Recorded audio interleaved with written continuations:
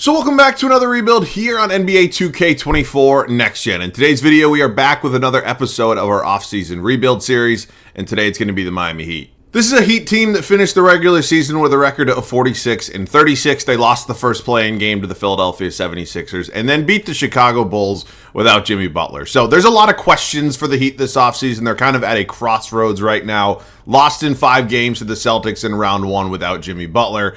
Obviously, maybe that series goes a little bit differently if Jimmy plays. I'm not saying the Heat would have won, but I certainly think it would have been more competitive. So the Jimmy Butler question is going to be very interesting for me. Are they going to pay him? Could they potentially move on from him, kind of wipe the slate clean in some ways, and then kind of go into a little bit of a semi-rebuild? Now, these are all questions our goal today is to answer, but ultimately, there's some big challenges lying ahead.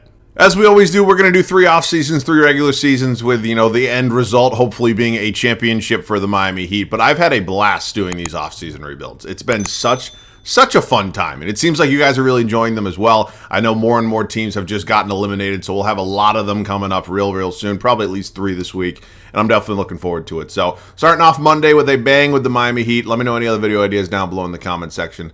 Let's do it. The state of the Miami Heat is in a very interesting spot. Let's go ahead and talk about this team and where everything kind of currently stands right now as we head into our first offseason of this video. So, point guard position. Terry Rozier came over in a mid-season deal with the Charlotte Hornets. Much like Jimmy Butler, also did not play. Had some neck injuries going on, which I didn't originally think were that serious, but it's kind of scary, especially anything around the neck. So obviously I hope Scary Terry is okay. I'm hoping he's back soon because he is a certain super fun player to watch. I loved him back in his days when he was with my Celtics, but man, oh man. Josh Richardson has been out for the season. DeLon Wright actually thought did a pretty decent job in the minutes he did see against the Celtics. Same thing with Patty Mills. Just high energy guys for veteran pieces especially. Tyler Hero, let's talk about it. Tyler Hero certainly can give you something offensively. That's pretty much it though. He is an absolute liability defensively. The Celtics completely targeted him any single time he was on the floor defensively. And although I think the ceiling is still there has to be a significant jump in terms of improvement. Tyler Hero is a guy who's had his name in trade rumors pretty much forever at this point. Obviously, last offseason we saw the Damian Lillard saga, and everybody thought that Miami was going to land Dame. Hero probably would have been a focal piece in that deal, whether he was going to Portland or a third team, whatever it would have been, and ultimately that never happened. Dame is a Milwaukee Buck. Miami's probably pissed about it, and Tyler Hero's still here. So, although I think Tyler Hero's fine, I think he's a strong young player. I just really don't know what the ceiling is with him. So we'll see. Duncan Robinson, I know, was also kind of injured for that Celtics series. Didn't play a lot. Traditionally, a really good three-point shooter. Can give you a little bit of something there off the bench. Small forward spot. Jimmy Butler, the man of the hour. Are they going to extend him? Are they going to trade him? It kind of comes down, for me, my question would be to Miami's front office is, do you think either, one, right now, you have the pieces surrounding Jimmy Butler that can get you a championship, not just make a championship, win a championship, or 2, are you going to be able to make a move big enough to put those pieces around him? If the answer to either of those questions is no, and you pick a path, I think it wouldn't be the craziest thing in the world to trade him. And I'm not saying that. I'm sure people are going to say, oh, you're Celtics fan, you're hating. I'm not hating. If the Miami Heat want to run it back, that's fine by me. But 34-year-old Jimmy, who has certainly shown some injury issues over the years, he's not getting any younger, and he's a straight killer come playoff time. I am not doubting that whatsoever. But 34-year-olds with injury histories and every single year, besides 2022, you're basically a playing team. It's just really not going to cut it. So this is a team that has a big decision to make. We're going to make it today. Basketball fan in me says, hey, I'd love to see Jimmy win a ring. I'd love to get him one here today. Celtics fan in me, go fuck yourself. But that's all I got. Jaime Jaquez Jr. was certainly a very strong rookie season from him here in Miami. He's going to be a building block for me here today. We'll see how that goes. Power forward spot. Nikola Jovic showed a little bit of something to me. He's only 21 years old. That three-point shooting is definitely there. He's getting a little bit of room to grow on that, but he was pretty strong in the series that I saw. Haywood Highsmith, Caleb Martin, the devil himself. Jesus fucking Christ. I don't know, because there's a lot of guys here with free agency, offseason, all that stuff. And then the center spot, I thought Bam Adebayo had an absolutely fantastic series against the Celtics. Obviously, there's only so much he can do offensively to kind of carry the load of a team, but certainly one of the best defensive players all around in basketball, can basically cover positions 1 through 5. And I know a lot of people just throw that out for anybody these days, but it certainly feels accurate when it comes to Bam. So no plans to trade Bam whatsoever. Kevin Love, probably going to be the end of his time here for me. I just don't know if a 35-year-old backup center, who's probably more power forward anyway, just doesn't have that quickness anymore, is really a smart idea. Thomas Bryant and then Orlando Robinson. We'll see. So that is the Miami Heat. Erik Spoelstra is obviously one of, if not the best coaches in all of basketball.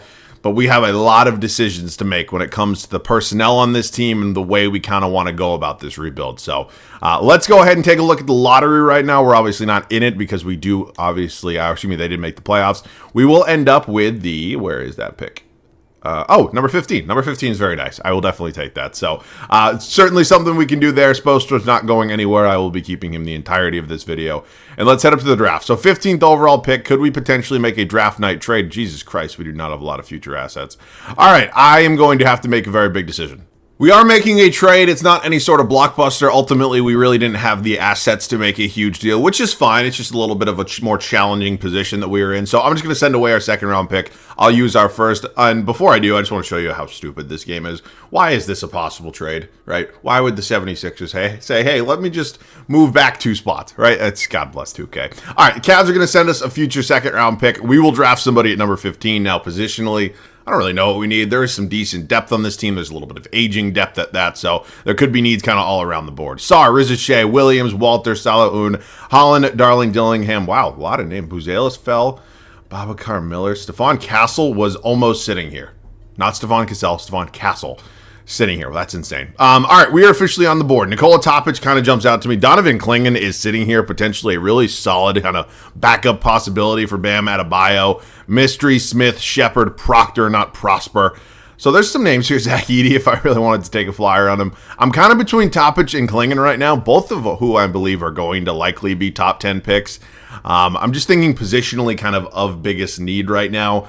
I'm thinking I'm going to lean a little more point guard, and I'm only saying that because not that there's anything wrong with Terry Rozier. I just don't love the backup depth we have at the point guard spot, and our backup point guard is going to be playing more minutes than our backup center because Bam obviously going to take the majority of the bulk there. So I'm not getting into a debate right now between Nikola Topic and Donovan Clingan. Donovan Clingan was obviously fantastic this season for UConn, but I'm going to take Topic. It feels like a little bit of a bigger kind of need for us, if you will. So excited to have him here. He's a 76 overall. We're looking at team player options. So Kevin Love actually declines his $4 million player option. Obviously going to bring back Jovic, and then Martin, Richardson, and Bryant all entering unrestricted free agency. So Haywood Highsmith, I'll qualify for $2.5 million. He's certainly a serviceable rotation piece. And now we enter free agency, where obviously we don't have a lot of money, anything to spend like that. 2 guys here with Highsmith and Martin are both available, and I'm not just going to let them both walk, but we definitely have some decisions to make. You know, we obviously do have Nikola Jovic here at the power forward spot. I don't know if he's going to start for us next year. That's something we're certainly going to have to figure out. And then along with this backcourt, do we want to keep everything here intact? So I'll see you guys with some sort of move. We are making a trade here with the San Antonio Spurs, and we are going to upgrade our backup center position. Zach Collins is going to come in and be the new backup behind Bam Adebayo. We are also acquiring a 2027 first-round pick, which is good because there's not a ton of future assets on this team right now. Now, Duncan Robinson and Orlando Robinson are both going to be going over to San Antonio. Obviously, I couldn't really give a shit about Orlando Robinson, but Duncan is an important piece of this team. I understand there was a moment in time where he might have fallen out of the rotation. Ultimately, I always think really good shooters off the bench are going to be important. Only reason I'm moving him is because I know how his regression works, and that's on 2K more than anything. But I certainly don't have to trade Robinson, but an expiring deal for a guy like Zach Collins, who is certainly a serviceable backup center and a first-round draft pick. So I've decided that in terms of major moves, there's not going to be anything crazy coming. I think our best bet right now is to actually re-sign both the backup power forwards we have here in free agency, and Highsmith and Martin, and then likely trade one of them to find some sort of backup shooting guard. I fully understand I just traded away the one guy I did have. But for year one, when I don't have a ton of draft picks to move and really not a ton of other assets, I think it's kind of smart to play it relatively safe. I still think this is a good team, and obviously we're going to benefit a decent amount with injuries being off. So let's just see what we can do here in free agency. I will go ahead and pay both of our guys here, Highsmith, and then Martin wants only $5 million. I actually think there's going to be some team that pays him a little bit too much money come off season time. But Kevin Love, I'm going to let all these guys go. It's probably time. I mean, these guys are not going to contribute nearly as much as they would in real life here in 2K. So Highsmith and Martin are back. As I mentioned, one of them is going to get moved. I don't really know which one. I mean, age-wise, it's 1 year off. Price tag-wise, they're relatively similar. So I guess I'll just do Highsmith because I guess Martin can kind of go crazy a little bit. So I need some sort of shooting guard here. It does not have to be anybody who is out of this world good, and I'm actually not even getting anybody at all. All right, Waters is kind of our best option right now, and I'm not going to take that. So if somebody wants to give me a draft pick, I will probably move in that direction. Thank you very much, Charlotte. And I guess we're signing somebody. Luke Kennard, actually not a bad signing. Little bit of a Duncan Robinson replacement, I guess. It definitely could be worse. So, good shooter off the bench. I can live with this with the way this team's at right now. I was definitely not going to trade Jimmy Butler heading into this season. So, we're going to give it one more year of kind of this core group. I know we obviously did lose some pieces, but the main guys are still here. So, I'll see you guys at the start of year one. We are ready to kick off our first season here in Miami. In terms of any sort of major changes, obviously none of those have happened yet, but I think we are in a good position. Injuries off, everything like that. We are certainly, hopefully, not going to be, I get it, not going to be a play-in team. I expect this team to be in the mix near kind of the remote top of the Eastern Conference. And before we kick off year number one, I just want to read you guys what's going on with this draft pick. I have no idea what trade this is from. I'm certainly not going to remember off the top of my head. But 2025, Miami's first round pick to Oklahoma City. I have no idea what deal that's from. Protected for selections 1 through 14 in 2025 and then unprotected in 2026. So if our pick is in the lottery this year, we're going to take it. I'm assuming it's not going to be. And if it's not in the lottery, then it's going to go to the Oklahoma City Thunder. So that's how it's going to work. Terry Rozier, Tyler Hero, Jimmy Butler, Nikola Jovic, Bam Adebayo. I'm sure everybody had some opinions about me bringing back this entire starting five in its entirety. I think there is something to say about me maybe giving Tyler Hero one more shot, but I'll tell you, this is going to kind of be it. Jaime Jaquez Jr. going to be coming off the bench. I'd like to find a way to get him into the starting five eventually. I just don't know where he would be right now. It'd maybe be a little undersized for a power forward, but we'll see. New addition here was Zach Collins going to be my backup center. Got Nikola Topic, who we drafted 15th overall. Luke Kennard and Caleb Martin as our backups. So this is not terrible. There is certainly a strong enough roster here for this man right here to hopefully do some good, and I fully expect that to happen. So I will see you guys at the end of year number one. We ran it back expecting different results, and we didn't get different results. We go 47-35, which is fine. It's kind of, what I was dreading, maybe somewhat expecting, but certainly not hoping. Luka does win his first career MVP. Alexander Sarr went number 1 overall. He's Rookie of the Year. Kevin Porter Jr., all right, stand-up human being. Victor Wembanyama is your deep boy. Ben Thompson, most improved. LeBron, Coach Player of the Year, still doing it at 40. JB Bickerstaff, Coach of the Year. So I don't know where 47 wins is going to leave us in the lands. Oh my God, it's the goddamn 3 seed.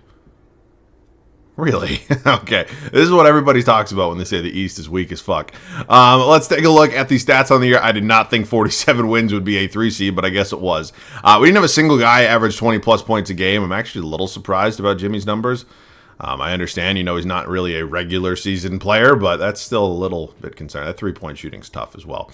All right, so we are a well kind of spread out team, if you will, but I'm still a little bit nervous just with the way everything kind of went this regular season. Now, to be fair, we are a 3 seed, but the Milwaukee Bucks are certainly not any sort of easy first round matchup. So the big three here, why on earth is Billy Hernangomez starting over Bobby Portis? Maybe you want a little punch off the bench, but all right. We dropped game one, not good. Tied up at 1-1, go down 2-1, go down 3-1, and we get bounced in 5 as the 3 seed. Disappointing, not crazy surprising. Now it kind of comes into the question, what do we do? Luka and the Dallas Mavericks, those are just insane splits all across the board. We have to decide whether or not we want to make another crazy big move, or not another, I guess, a crazy big move. And I think the answer to that question is probably yes. So it's unfortunate because I do think this Heat group has some talent, especially when everything kind of goes up a notch in the playoffs. But ultimately, it's just not happening here. So we got to move on from somebody, and we'll find that out in just a second. Spo obviously going to stay. Let's head up to the draft. We should not have our first round pick this year, which means I will have access to my first next year, which is actually fine by me. So we'll skip over the draft in its entirety, team player option. So Jimmy declines. Jimmy will be entering unrestricted free agency. I'm certainly not going to let him walk for nothing. And then I think before I even he has 14 offers. Wow.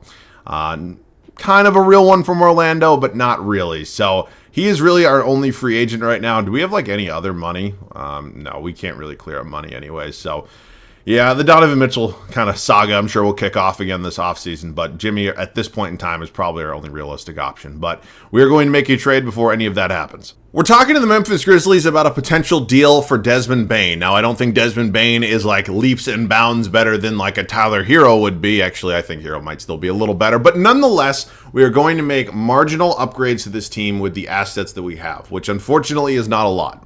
right? We don't have a ton of young players that we can trade away. We don't have a ton of future draft picks. So we kind of got to make do with what we got. So Scary Terry, who I think would have been fine. You're certainly not getting Jaime Jaquez Jr. G.G. Jackson would be fun, but that's not going to happen. I do think maybe including somebody like Luke Kennard in this deal would help a little bit. I'm not saying it's going to be the be-all, end-all, but a first-round pick, say, from us this upcoming season, and then, I don't know, can I get it done with some seconds? I'm trying to give up the least amount possible, thank God. All right, we add Desmond Bane to this team, who I fully understand. Him and Hero, you know, there's nothing crazy different there. We have a little bit more defense here with Bane. Now it's going to kind of come down to what do we want to do with Tyler Hero? And the answer to that question is I don't fucking know. We now know the answer to that question. We're making a blockbuster deal here with the Sacramento Kings that is going to land us De'Aaron Fox. I am super excited about this. De'Aaron Fox is in an entirely different tier than Tyler Hero. I don't love the idea of giving up Zach Collins, but I'm always going to kind of prioritize starters over bench players. You guys know that. So excited to have Fox here. Hero, fine player, certainly can fit somewhere. I just think we need a little bit more here. And more we got. So an entirely new backcourt moving forward of De'Aaron Fox and Desmond Bane. We also did pick up Colby Jones, who honestly might as well just have him come off the bench. We don't really have like a plethora of bench players right now. So now it only comes down to what do I want to do with Nikola Jovic. I don't think the worst thing in the world would be to try to find an upgrade. I am curious what happens to Jaime Jaquez Jr.'s overall power forward he goes down to. All right, we're going to leave him at the backup small forward. He'll be probably our sixth man this entire video. I think maybe bringing back Jimmy is what we're going to do right now. We are re-signing Jimmy Butler to a 2-year, $104 million contract. Yes, I know, it's just insane for like a regular person like you or me to think about that kind of money over 2 years. But I know he's 35, but this team has absolutely nothing going for them if we don't bring him back. So I know the overall might take a hit. It is what it is. It's the position that we are in right now. I need to find myself a backup center. These options do not really excite me, to be quite honest with you. Xavier Tillman is 6'7". He's not really a center. All right, so none of those guys really excite me. So we're going to do this the old-fashioned way. Caruso, if he didn't regress, would be a fantastic addition off the bench. Unfortunately, he does. Jose Alvarado, actually, well, he'll be a signing trade just because I have my point guards, but we'll do that. I know nobody loves it, but we are in a bit of a pinch right now. So let's find me some sort of center. Come on. Give me somebody. Really? Not a single center here? Shout out 2K, always coming up when I need you. Really? There's not a single center I'm being offered right now? That's insane. Okay, Jesus Christ, I can't really do anything else. Do I have any second round picks left? I don't. Okay, well, we're going to sign somebody else. I don't want to do this, but if 2K wants to not offer me a single, oh my God, can you imagine Jimmy and TJ Warren on the same team? This is not the way this should be going. All right, Alvarado, Warren, center. Are we serious? Wow, I can get Jared Vanderbilt. Actually, not a bad deal. Does feel a little scummy, though. I cannot believe I'm not getting offered a single center right now. This is insane. I guess I'll just see you guys at the start of year number 2, and we'll figure it out. I've tried like 48 different combinations of different trades, and none of them resulted in an actual, like, super talented center. So I know I wasn't going to get, some 80-plus overall, but like a 76, 77 overall would have been nice. It's going to be Steven Adams here, who is a Denver Nugget somehow. I feel like Denver is getting away really well in this trade just because Adams is so much older. But we're going to live with what we got. So welcome to the team, Steven Adams, and let's set the rotation. Last season, we won 47 games. Although it was good enough to be the 3 seed in the Eastern Conference, it was kind of a little fake, almost, because we lost in round 1 to a really good Milwaukee Bucks team. But we decided it was not good enough to run it back. We decided to make a couple really big moves, starting with this backcourt. 2 new members here with De'Aaron Fox and Desmond Bane. I really like how they're going to kind of fit next to the rest of this starting 5. And ultimately, it's what we kind of got to work with right now. Jimmy Butler, who we brought back on the 2-year deal, has regressed down to a 90. It is unfortunate to see, but as we put better and better players around him, he'll have less and less to do. Jovic is up to basically an 80 overall, which is certainly nice to see, but I need him to take an even bigger step this year if he wants to stay in the starting lineup. And then obviously Bam, who's just kind of been a mainstay at this point. Bench is actually relatively strong. Jaime Jaquez Jr. and Nikola Topic are both 80-plus overalls, which is great to see. Caleb Martin's a 75, Colby Jones, and then Steven Adams. All right, well, the top 2 guys on the bench at least. So bottom of the bench hurting a little bit. Starting 5, although relatively talented, I have a little bit of worries, but I think we'll be fine. I'll see you guys at the end of year number 2. SGA takes home his first career MVP here at the end of year number 2. But more importantly, we go 56-26, which of course is much better than last season. It's 9 games improvement. And I'm happy overall with the regular season. I'm hoping I'm happy with the playoff result as well. Cooper Flagg is a 76. So I'm surprised they had a draft pick bad enough. Wow, really? All right, actually, where'd he go? Number 2, wow. Jonathan Kuminga, 6th man of the year. Wemby's your depoy. Reed Shepherd, most improved. SGA Clutch Player of the Year, Mark Daigneault. Near, oh my God, 69 wins. That Thunder team's a pain in the ass. Let's take a look at the standings. We are the 2 seed here in the East, so we'll be facing a play-in team, which of course is nice. I am just hoping we have enough firepower to deal with the rest of this pretty decent Eastern Conference. The records may not be decent, but some of the teams are pretty good. Jimmy Butler, Jesus. I understand we have a lot of talent. Things are spreading out. I mean, what is that? We had 7 guys, 10-plus points a game. It's just, damn, man, damn. All right, who we got round 1? It is us and the Charlotte Hornets. One would think, okay, Kyrie Irving is now here. Rudy Gobert, Jesus Christ. One would think this should be easy, but they have a lot of talent, so I'm not going to get my hopes up too much. All right, we're up 3-0. We're good. Okay, they do win game 4. Okay, thank God. Moving on to the 76ers, who somehow had the 2nd overall pick last year. I don't know where... Okay, Cooper Flag coming off the bench. Oh my God, is that Markelle Fultz back in Philly? That's hilarious. This is a talented 76ers team. Obviously, Joel Embiid, Tyrese Maxey. I like Grimes. They still have Oubre, Tyler Smith in here. So this is not an easy second-round matchup whatsoever. We actually dropped the... Oh my God. Not the way I wanted this to go. Not the way I wanted it to go at all. All right, let's dive into some playoff stats. I want to see how round 2 went for us. Good. Relative. Actually, 65% from the field. He's good.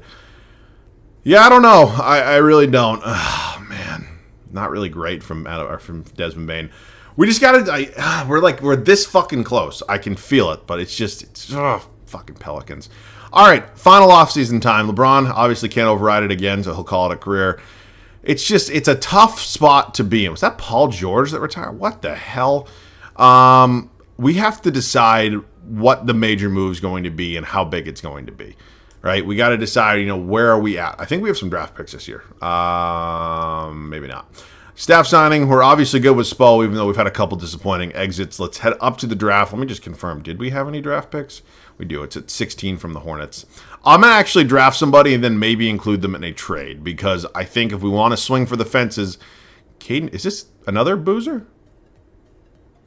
Because Cameron Boozer's the other guy, right? Are they both? Yeah, he's right there. All right, maybe there's another Boozer. I'm just not really familiar. I don't know that draft class too well. All right, everybody there coming back. Jovic is entering restricted free agency, which actually could be a benefit to us. Wow, we have a lot of free agents. Because we can maybe go ahead and match him up with some of the bigger names. So De'Aaron Fox, got to get him back. Bam Adebayo actually has some contract offers, neither of which are real. So we'll pay him. And then Jovic is going to ask for nearly $11 million. I'm actually going to do more about 20. Try to match him up with some of the bigger names. Caleb Martin can go. We're going to find a little bit of an upgrade there. So we get the big 3 back that we were looking for. Now it is time to make some trades. We're going to try to talk to the Memphis Grizzlies again and see if they'd maybe be willing to trade us Jaren Jackson Jr. He's listed as a center right now. I'd obviously play him at the power forward spot next to Bam Adebayo, and he is certainly an upgrade over Nikola Jovic. Look, I thought Jovic did a fine job for what his role is, but ultimately we need even more firepower heading into a championship or bust season. Caden Boozer certainly maybe could have had some minutes on this team, but I need to go all in here in the final season. So let's talk to Memphis. You willing to maybe make a deal? We do have a couple draft picks here that we could include in the trade. Unfortunately, none of them are really elite draft picks. And then instead of a draft pick, you want just Steven Adams? Damn it. This team is a royal pain in the fucking ass to deal with. Holy shit. All right, I'm excited to have Jaren Jackson Jr. here. Definitely an upgrade at that power forward spot.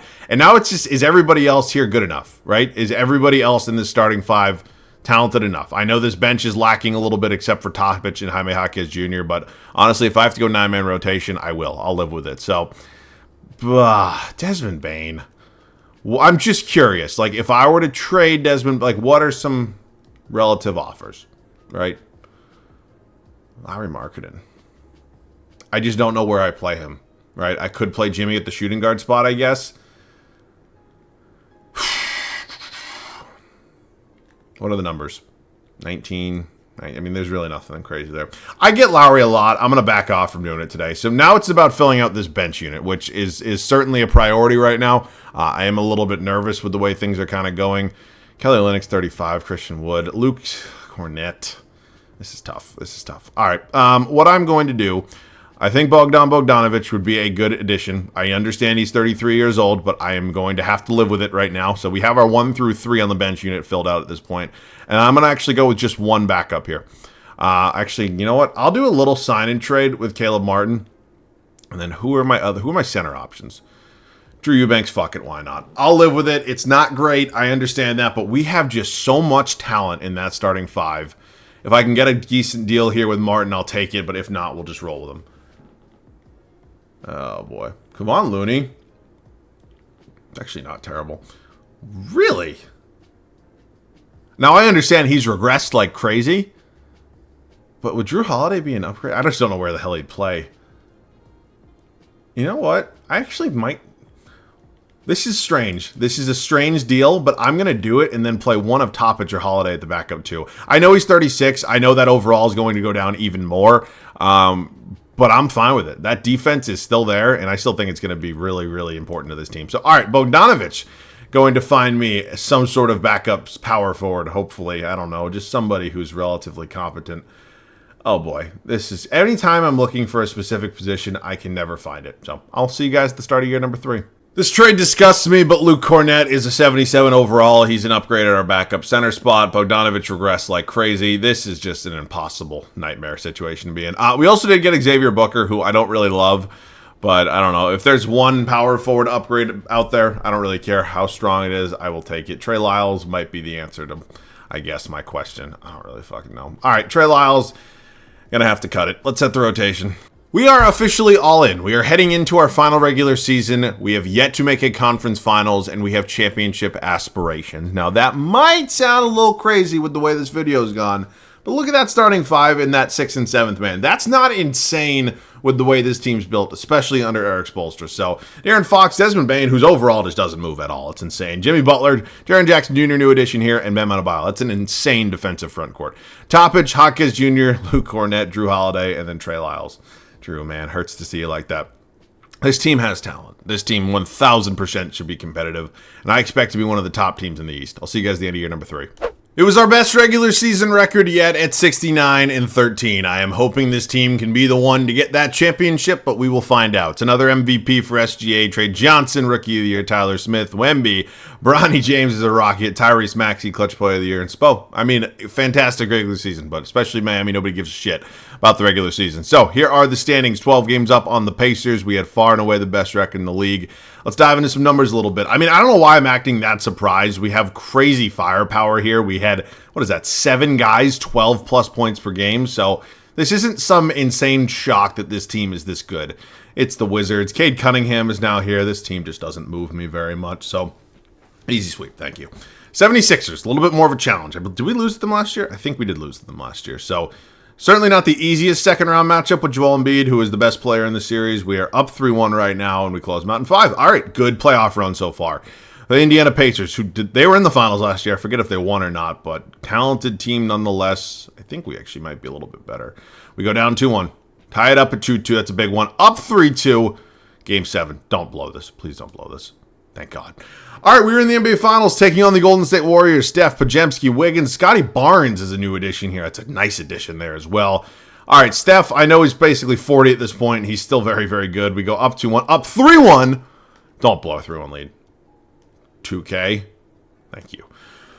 Holy shit. I never thought in my life I would be stressing this much about a goddamn Miami Heat rebuild. As a Celtics fan, no. I'm happy. I am. I would have been very sad if we ended this video without getting Jimmy a ring. Look, I said it to open this video, and I fully mean it. The basketball fan in me, like the objective fan, the one that, you know, I typically have on in these videos, wants to see Jimmy get a ring. I really do. Not before the Celtics, but I want to see him get one. The Celtics fan in me says, I don't give a shit if you retire tomorrow. Sorry, I'm just saying. No, I respect the hell out of Jimmy. I certainly think it would have been a little bit of a different kind of scenario if he played in round 1. I'm not saying Miami would have won. I truly do think that they didn't have the firepower this year. I don't know what it is. Obviously, that game 2 they did win. They had an historic shooting night that was never going to be a reliable game plan moving forward, whether Jimmy was there or not. So I agree. Would have been a different series. Maybe they pull off the upset again. Who the hell knows? But that is something they will have to decide this offseason. So a lot of question marks coming up for Miami. I have no idea what the future of this man right here looks like, but I'm sure it's going to be a very exciting offseason in basketball, as it always is. So I know we have a lot more of these offseason rebuilds to get to. I know this video has been long as hell and definitely stressful as hell for a Monday morning, but this one was fun. Miami Heat fans, I hope I made you somewhat happy, I guess. So that's it for me. As always, thanks so much for watching. I love you guys. I'll catch you guys all in the next one.